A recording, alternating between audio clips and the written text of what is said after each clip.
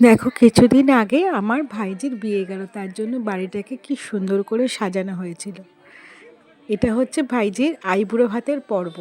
দেখো ও খেতে বসেছে, আর এটা হচ্ছে ওর দাদা মানে আমার ভাইপো, ওকে আশীর্বাদ করছে। আর সবাই খাওয়া দাওয়া করছে দুপুরবেলা। আইবুড়ো ভাতের দিন অনেক লোকজন এসেছিল, অনেক নিমন্ত্রিত ছিল। আর সন্ধ্যাবেলা বসে গেছি আমরা অধিবাসের কুলো সাজাতে।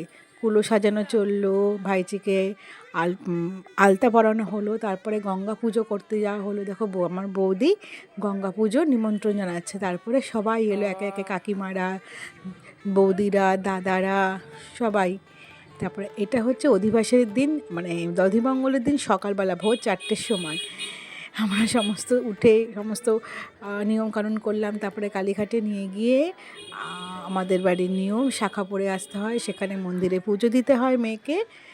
আর এটা হচ্ছে বিয়ের দিনের সকালে। দেখো গায়ে হলুদের আগের পর্ব চলছে, ফটোশ্যুট, এটা তো করতেই হবে। আর এই ঘরটাতে বৃদ্ধির আয়োজন চলছে, আর বৃদ্ধি করেছিল আমার ভাইপোই। দেখো ভাই ভাই বোনে দুজনে বসে রয়েছে, কি সুন্দর লাগছে দেখতে। দাদাকে প্রণাম জানাচ্ছে বোন। আর দেখতে দেখতে চলে এলো ছেলের বাড়ি থেকে তত্ত্ব, গায়ে হলুদের তত্ত্ব। এরপরে শুরু হবে গায়ে হলুদের পালা। অনেক তত্ত্ব পাঠিয়েছে গো আমার ভাইজিকে। দেখো এরপর চলছে হলুদ কোটার পালা। হলুদ করছে আমার এক কাকিমা। এই কাকিমা আমার শুরু হলো গায়ে হলুদ পর্ব। কেমন লাগছে আমার ভাইজিকে বলো তো? তোমাদের কার কার এরকম নিয়মগুলো আছে একটু জানিও তো। দেখো দেখো কি করছে মালা বদল করতে গিয়ে, আমাদের জামাইকে দেখো পুরো দাঁড়িয়েই গেছে মালা বদলের সময়।